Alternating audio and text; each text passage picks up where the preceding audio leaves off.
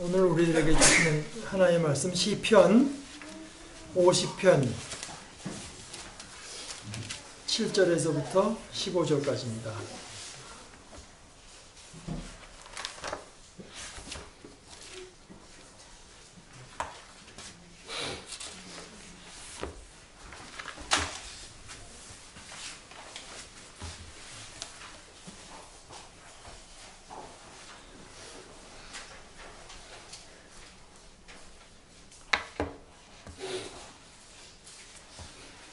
내 백성아 들어라, 내가 말한다. 이스라엘아, 내가 너에게 경고하겠다. 나는 하나님, 너희의 하나님이다. 나는 너희가 바친 제물을 두고 너희를 탓하지는 않는다. 너희는 한 번도 거르지 않고 나에게 늘 번제를 바쳤다. 너희 집에 있는 숫소나 너희 가축 우리에 있는 숫염소가 내게는 필요 없다. 숲속의 무짐승이 다 나의 것이요 수많은 산짐승이 모두 나의 것이 아니더냐. 산에 있는 저 모든 새도 내가 다 알고 있고 들에서 움직이는 저 모든 생물도 다 내 품 안에 있다. 내가 배고프다고 한들 너에게 달라고 하겠느냐. 온 누리와 거기 가득한 것이 모두 나의 것이 아니더냐. 내가 숫소의 고기를 먹으며 숫염소의 피를 마시겠느냐?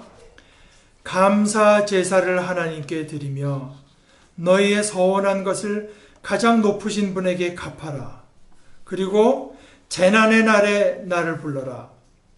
내가 너를 구하여 줄 것이요 너는 나에게 영광을 돌리게 될 것이다. 하나님의 말씀입니다.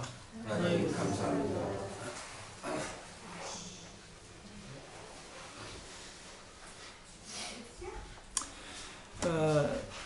한국 교회에서 이제 많이 받아들인 그 소요리문답 몇 가지 질문을 하고 거기에 대해서 대답 형식으로 문답 형식으로 되어 있는 요리문답 중에서 제일 유명한 것이 그 웨스트민스터 이제 소요리문답. 이것은 아마 그 칼빈이라고 하는 사람의 생각이 많이 반영된 것으로 보고 있는데, 소요리문답의 1번 질문이 이것입니다. 사람의 제일 되는 목적이 무엇인가? 뭐 사람마다 여러 가지 다른 인생의 목표를 갖고 살아가겠지만, 그러나 그 사람이 존재하는 그 목적, 사람마다 목적이 있다고 하는 건 전제로 하고, 그 목적이 과연 뭐냐?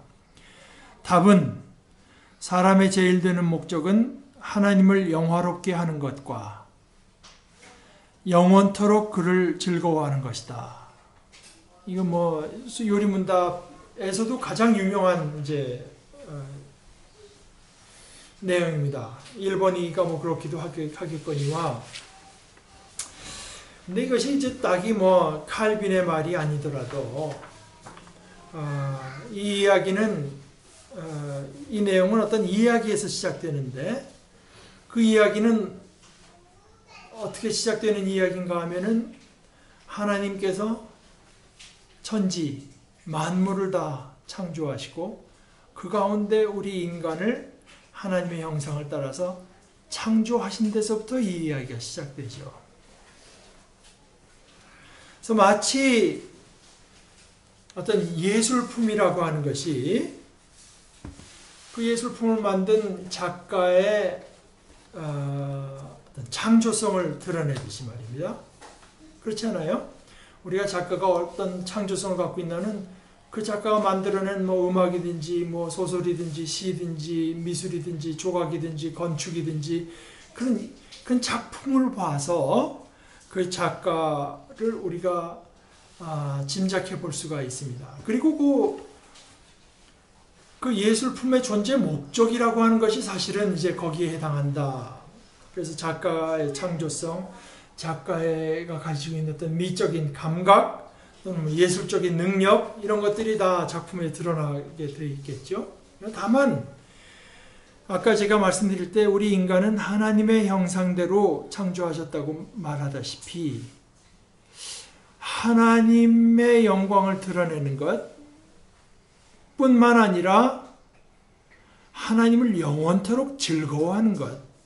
예술품은 그러지 못하죠. 예술품이 그 작가를 영원히 즐거워하겠습니까? 그러나 우리 인간은 반응하는 존재, 영적인 존재, 하나님과의 관계를 맺으면서 살아가도록 지어진 존재이기 때문에 하나님을 기뻐하고 단순히 그저 인간이라고 하는 것이 정물처럼, 그저 물건처럼 하나님의 어떤 모습을 그 자연처럼만 드러내는 것이 아니라 이제 우리는 더 자발적으로 하나님께 순종해서 하나님의 영광을 자발적으로 드러내는 것이 우리 인간들의 존재 목적이다. 우리 인간이 내가 존재하는 목적도 다른 것이 아니라 바로 그것이다.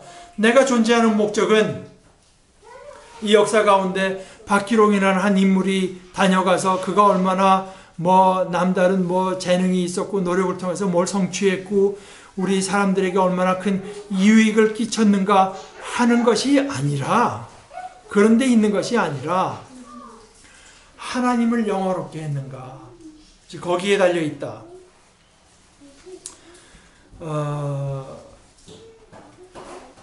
여기에서 잘못되게 되면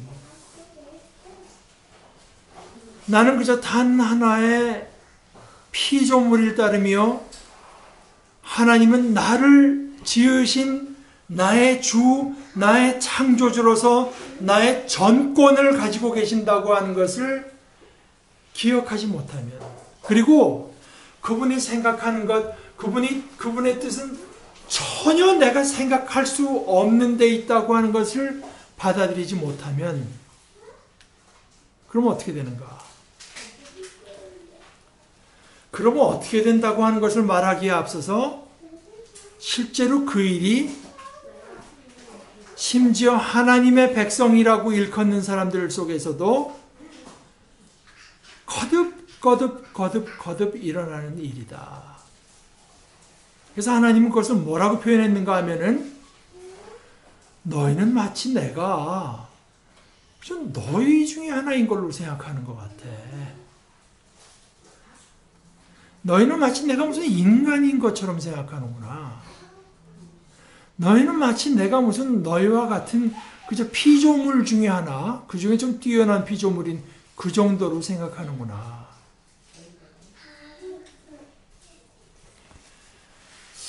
그래서 하나님께서 가만히 왜 그렇게 생각하나 보니까, 하나님의 뜻을 따라 살지 않고 하나님의 뜻을 번번이 거스르면서 사는 사람들에게도 하나님께서 뭔가 우리가 생각하는 징계, 처벌을 내리지 않으니까, 하나님의 뜻에 어긋나게 살아도 잘 사는 것 같으니까, 그래서 너의 그 알량한 생각에서 나온 그 결론은 하나님도 그저 그렇구나.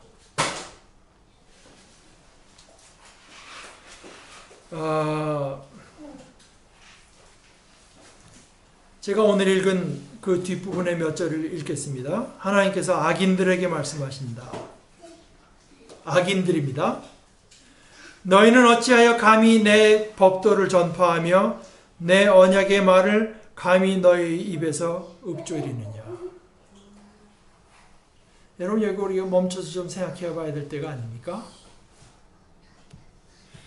하나님의 법도를 전파하는데요, 또 하나님의 약속의 말, 언약의 말을 우리 입에서 읊조리는 사람을 가리켜서 하나님께서 악인이라고 부르세요. 악인이라고. 어떻게 감히 네가 그렇게 하느냐. 너희는 사실은 내 교훈을 역겨워하고 나의 말을 귓전으로 흘리고 말았다. 내가 거듭 말했으나 너희는 나를 지으신 창조주가 주시는 생명의 말씀으로 그 말을 받아들인 것이 아니라, 그거 하나마나 나를 귀찮게 하는 말일 테니까, 제가 한국말 중에 영어의 그 표현은 모릅니다만은 한국식으로 말해서 원천봉쇄. 그 말을 갖고 따지다 보면 아무리 봐도 이 말을 갖고 내가 심각하게 살다 보면 내 생활이 굉장히 불편해질 것 같으면은 아예 들으려고 하지 않아요. 들었어도 그냥 던져버리고 맙니다. 그것이 그래서 어떻게 나타나는가 하면 도둑을 만나면 곧 그와 친구가 되고 저렇게 쉽게 사는 방식이 있네. 저렇게 어수룩한 사람들 등쳐가면서 남이 땀 흘려 번 돈 갖고 내 곳간을 채우는 아주 편안한 방법이 있구나. 그 사람을 따라가면서 그 사람의 길을 배우면서 들키지 않으면서 그 생활을 즐기는 방법을 배워가는 도둑을 만나면 곧 그와 친구가 되고 간음하는 자를 만나면 곧 그와 한 패거리가 되었다. 지금 여러분 보십시오.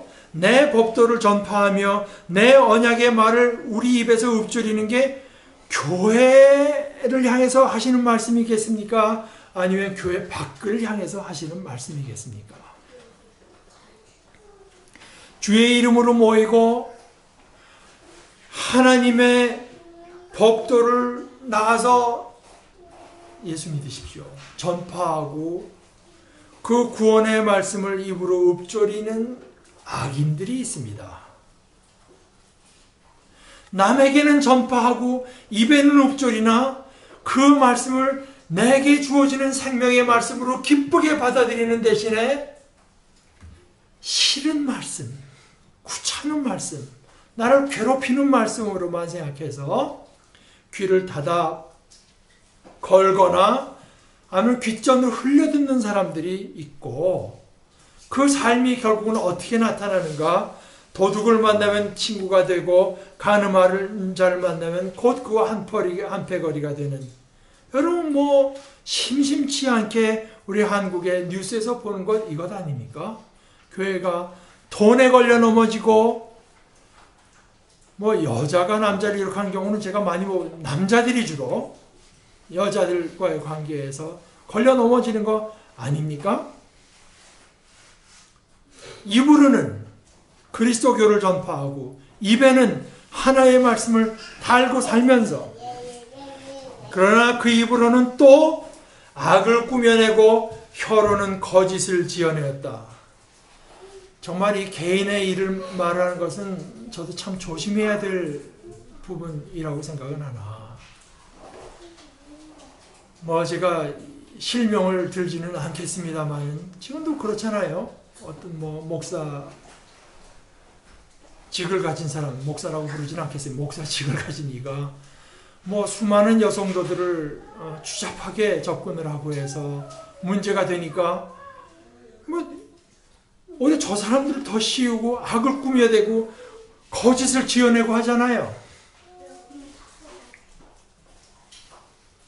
동기간의 허물을 들추어내어서 말을 하고 한 어머니에게서 태어난 동기들을 비방하였다. 그런데 너희가 그렇게 한 일을 다 보면서도 21절의 말씀이 이렇습니다. 이 모든 일을 너희가 저질렀어도 내가 잠잠했더니 너희는 틀림없이 내가 너희와 같은 줄로 잘못 생각하는구나. 그것이 우리더러 회개하라고 우리에게 어떤 유예 기간을 주시는 하나님의 자비의 시간으로 받아들이는 대신에 너희는 그 양반도 별 수 없어. 이렇게 생각하는구나. 이제 나는 너희를 호되게 꾸짖고 너희의 눈앞에 너희의 죄상을 낱낱이 밝혀 보이겠다 하시면서 이렇게 내가 너희와 같은 줄로 생각하는 사람들을 다른 식으로 부르는데 이렇게 부르세요. 22절에는 하나님을 잊은 자들. 하나님을 잊은 자들. 하나님을 입에 달고 살지만 마음속으로는 잊은 자들. 하나님은 거룩하신 하나님, 초월하신 하나님, 하늘에 계신 전능자이신데 그 하나님을 마치 우리와 같은 줄로 생각하면은 그건 말로는 하나님을 부르지만 하나님을 전혀 생각하고 있지 않은 거지요. 그래서 하나님을 잊은 자들아 이 모든 것을 깨달아라. 하나님께서는 아직까지도 기회를 주세요. 이 모든 것을 깨달아라. 깨닫지. 너희가 하나님을 잊고 하나님께서 그것을 일일이 보고 계시고 회개하기를 원한다고 하는 것을 깨닫지 않으면, 회개까지 하지 않으면, 그렇지 않으면 내가 너희를 찢을 때, 내가 너희를 사자처럼 삼켜버릴 때 구하여 줄 자가 없을까 두렵구나. 누가 구해주겠습니까? 하나님께서 모든 자비를 베푸시고 모든 유예 기간을 주셔서 어떻게 해도 돌아오지 않는 심령을 하나님께서 찢고 삼키실 때 누가 구해줄 수 있겠습니까? 자기 스스로가 자기를 존중할 줄 모르는데요. 자기 스스로가 자기를 아낄 줄 모르는데요. 자기 스스로가 자기 생명 귀한 줄을 모르는데 누가 구해주겠습니까?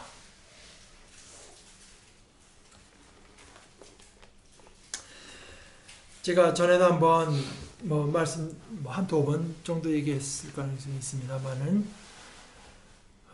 우리 기독교 그 철학자 중에 강영환 교수라는 이가 유럽에서 공부할 때 어떤 모임에 갔더니 제가 가끔 인용하는 그 레슬리 뉴비긴이라는 분이 그때 와서 이제 강연을 하셨는데 얘기를 듣다 보니까 그 사람들의 그 레슬리 뉴비긴의 생각의 줄기가 우리 크리스천 중에서도 소위 그 복음주의자, 에반젤리칼, 복음주의자가 아니면은 저런 식으로 말하지 않겠다는 생각이 들어서 나중에 이제 그 강연이 끝나고 개인적으로 말할 기회가 생겼을 때 선생님은 복음주의자십니까? 그랬더니 No!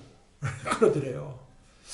자기가 좀 놀랐답니다. 그래서 아니 지금 하시는 얘기를 들으면은 그건 복음주의 입장에서 복음주의자가 아니면 하실 수 없는 내용이라고 저는 들었습니다. 그랬더니 복음주의자들은 성경을 읽지 않는다 그러더래요. 제가 또 놀랐답니다. 이게 저희 소위 좀 기독교에서도 좀 이렇게 좀 레디컬하게 가는 사람들이 성경을 안 읽는다고 하는 건 복음주의자는 가장 성경을 사랑하고 성경을 많이 읽는 사람들로 생각하고 있었는데 자기가 놀랐더니 그 레슬리 뉴비긴이 이어서 하는 말이 그러니까 they don't read the Bible 하더니 they just quote the Bible. 그 사람들은 성경에서 성경에 이거 써 있어 저거 써 있어 인용하기만 하지 성경을 읽지는 않는 사람들이다. 성경을 읽는다고 하는 것은 하나의 말씀을 듣는다고 하는 것은 여기서 말하는 것처럼 내 언약의 말을 그저 입에서 읊조리기만 하는 것과는 전혀 다릅니다.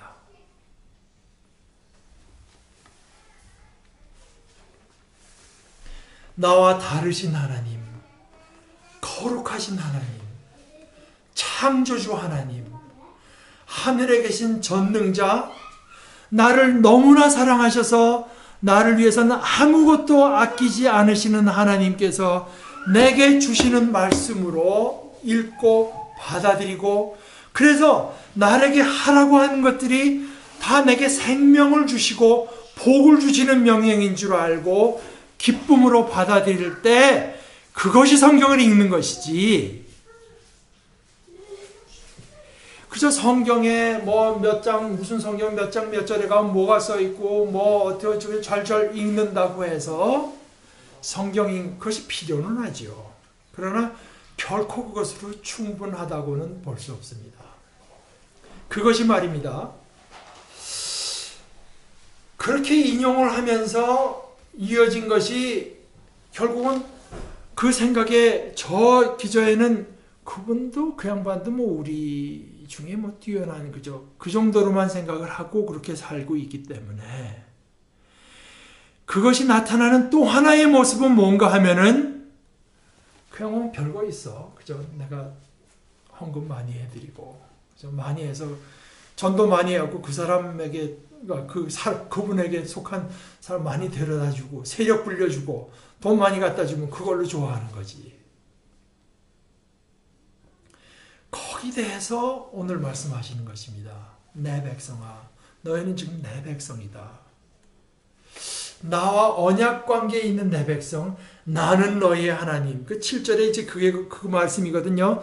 내 백성아 들어라. 내가 말한다. 이스라엘아, 내가 너에게 경고하겠다. 나는 하나님, 너희의 하나님이다. 나는 너희가 무슨 바친 재물을 두고 너희를 탓하지는 않는다. 그건 언제나 너희가 잘하고 있다. 나에게 다 갖고 오고 있지 않느냐. 그런데 너희 집에 있는 숫소, 이런 식으로 말하면 어떨까요? 지금 네 은행 통장에 있는 돈, 네 통장에 있는 돈, 너희 가축 우리에 있는 수렴소, 이게 내게는 필요 없다. 그거 본래 내 거잖아. 그 얘기입니다. 숲속의 무짐승이 다 나의 것이요 수많은 산짐승이 모두 나의 것이 아니더냐. 산에 수많은 새들이 있지만 내가 다 안다. 뭐 종달새, 뻐꾸기 이것만 아는 게 아니라 그 한 마리 한 마리를 내가 다 알고 있다. 산에 있는 저 모든 새도 내가 다 알고 있고 들에서 움직이는 저 모든 생물도 다 내 품 안에 있다. 설령 내가 배가 고프다고 치자. 그렇다고 한들 내가 너에게 달라고 하겠느냐. 한낱 피조물인 너에게. 온 누리와 거기 가득한 것이 이미 모두 나의 것이 아니더냐. 나는 누구냐? 예수님께서 말씀하신 대로 하나님은 영이시니 영이신 하나님, 영이신 하나님께서 내가 숫소의 고기를 먹으며 숫염소의 피를 마시겠느냐? 너희가 어떤 재물을 얼마나 갖고 오느냐 하는 것이 중요한 것이 아니라, 여러분들 우리가 읽은 성경 중에서 사무엘하 맨 끝장 24장의 말씀을 생각해 보십시오. 다윗이 지금 곤경에 처했더니 하나님의 천사가 아라우나의 타작마당에 가서 하나님께 단을 쌓으라고 합니다. 그래서 아라우나가 이제 자기 집으로 왕이 오니까 뭐 다 주겠다고 하는데, 아라우나는 주겠다고 하나 다윗은 아니 내가 그걸 사서 공짜로 하나님께 바칠 수는 없다. 내가 다 사서 바치겠다고 할 때, 그때 이제 그 아라우나가 그 다윗 임금에게 한 얘기가 23절에 이렇습니다. 임금님, 아라우나가 이 모든 것을 임금님께 바칩니다. 그리고 아라우나는 또 왕에게 이와 같이 말하였다. 주 임금님의 하나님이 임금님의 재물을 기쁜 마음으로 받아주시기를 바랍니다. 이것은 의역입니다. 의역인데 저는 거진 오역에 가깝다고 생각을 합니다. 원문대로 번역하면 주임금님의 하나님이 임금님을 기쁜 마음으로 받아주시기를 바랍니다. Except you. 우리가 하나님께 나아가서 제물을 바친다고 하는 것은 단순히 제물을 바치는 것이 아니라 나를 바치는 것을 상징하는 것입니다. 그것이 빠지면 나를 바치는 대용물로 이걸 바치겠다고 한다면 이것은 큰 문제가 생기는 것입니다. 내가 귀찮은 일을 하는 대신 내가 저 양반이 하는 거 생명을 바치고 하는 대신에 이걸 바치는 것으로 무마할 수 있다고 생각한다면, 그것으로 저 양반도 사실 원하는 게 그거 아니야? 이런 식으로 생각한다면 이것은 극히 망령된 생각이 아니겠습니까? 이것은 성경에 그저 여러 군데 나타나 있는 말라기 1장 8절에도 이런 얘기를 하는데요. 하나님께 제물을 바치는 문제를 말하면서 눈먼 짐승을 제물로 바치면서도 괜찮다는 거냐? 절뚝거리거나 병든 짐승을 제물로 바치면서도 괜찮다는 거냐? 그런 것들을 하나님 아니라 그저 너희 총독 정도에게도 바쳐봐라. 그가 너희를 반가워하겠느냐? 너희를 좋게 보겠느냐? 그가 너희를 받아주겠느냐?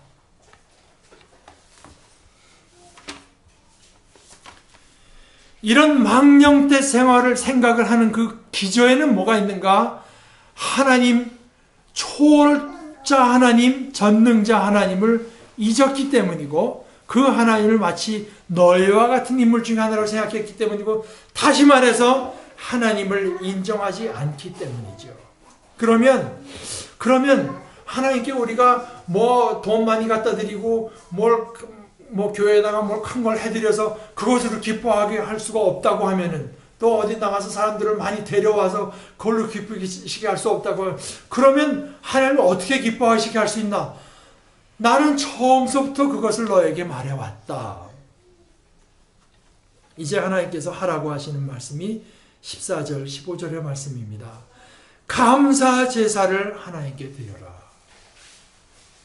감사가 하나님께 진정 나와서, 하나님, 내가 이것으로 하나님께 감사합니다.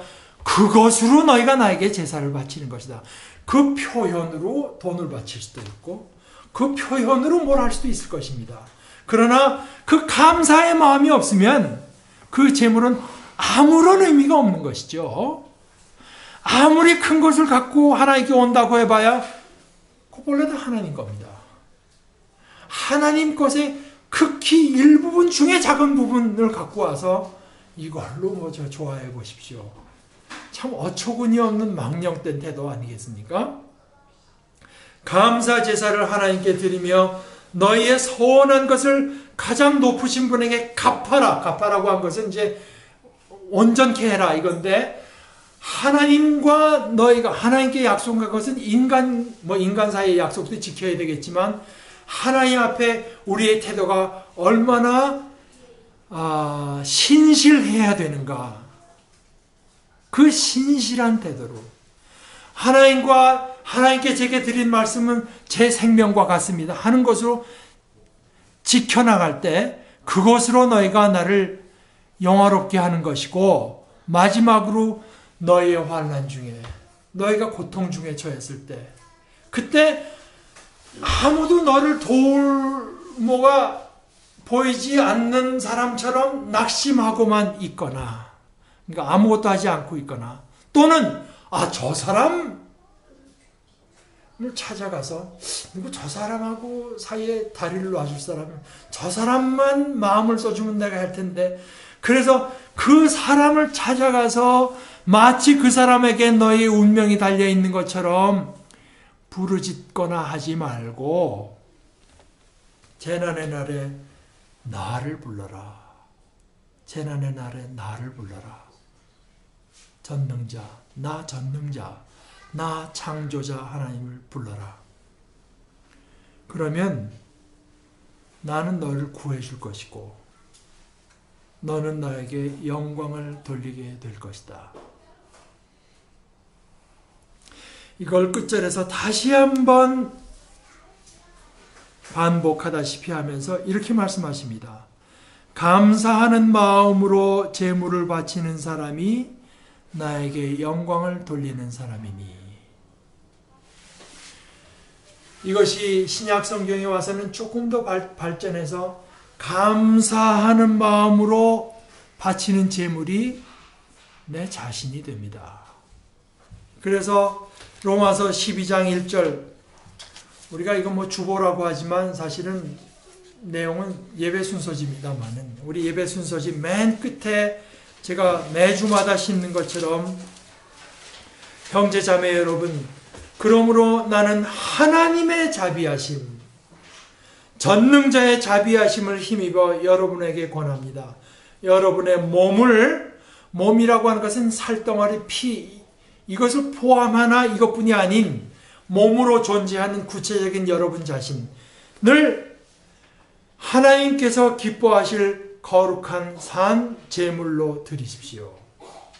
이것은 우리에게서 비롯된 것이 아니라 하나님께서 자비를 베푸셨기 때문에, 오늘 시편의 말씀대로 하면 하나님께 감사하는 마음으로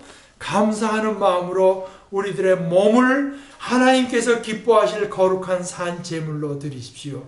이것이 여러분이 드릴 합당한 예배입니다. 산 제물로 드린다고 하는 게 그건 무슨 뜻인가요? 무슨 뜻인가 하면은 여러분의 삶이 아까 말했죠. 너희는 도둑을 만나면 곧 그 친구가 되고 간음하는 자를 만나면 그와 그와 한패거리가 되고 이러는 것이 아니라 그 뒤에 이어서 로마서 12장 2절의 말씀이 이렇습니다. 여러분은 이 시대의 풍조를 본받지 말고, 이 풍조를 본받는다고 하는 것은 가장 쉽게는 세상이 이런 식으로 해서 도둑질을 하는 거 보니까 우리도 해도 되겠다, 이런 식으로 하지 말라는 것도 있고, 세상은 저렇게 해서 한 90%를 떼어먹는데 우리는 한 40%만 떼어먹으니까 그래도 역시 교회는 교회다, 이런 식으로 하는 것도 본받는 것입니다. 참 가슴 아프기 짝이 없는 얘기입니다만은, 들리는 사실이 아니기 바랍니다만은, 어떤 큰 교회 장로를 하면은 돈이 어떻게 생기고 이권을 어떻게 듣게 된다, 그거 아닙니까? 도둑을 만나서 한패거리가 되고 세상의 풍조를 본받는 거, 그거 아니겠습니까? 여러분은 이 시대의 풍조를 본받지 말고 마음을 새롭게 함으로 변화를 받아서 우리가 분별하고 따져야 될 것은 뭐냐? 하나님께서 선하시게 여기는 것이 무엇인가? 하나님께서 기뻐하실 것이 무엇인가? 무엇이 하나님 앞에 온전한 것으로 여겨지는 것인가? 그래서 하나님의 선하시고 기뻐하시고 완전하신 뜻이 무엇인지를 분별하도록 하십시오. 하나님께 대한 감사의 마음을 가지고 내 삶을, 내 살아가는 모습을 하나님의 뜻에 합치해서 살아가는 것, 이것이 하나님께 영광을 돌리는 길이고, 이것이 우리가 드릴 참된 예배입니다. 우리는 그것을 훈련하는 것으로 성경에 이런 것도 쓰고 예배 시간에, 그래서 오늘 제가 나눔의 시간에 여러분에게 시간을 많이 둬서 감사한 것이 반드시 있어야 됩니다. 감사한 것이 없으면 아무리 화려한 음악을 하고 아무리 제가 유창한 설교를 하고 어떻게 해도 그 예배에는 아무것도 드려진 것이 없는 것입니다. 감사함으로 나와서 우리의 감사를 이모저모로 표현할 때 그것이 하나님을 기쁘시게 하고 하나님을 영화롭게 하고 하나님을 진정으로 높이는 일입니다. 그 특권을 하나님께서 우리에게 허락하시기를 기도합니다. 우리 같이 기도하십시다.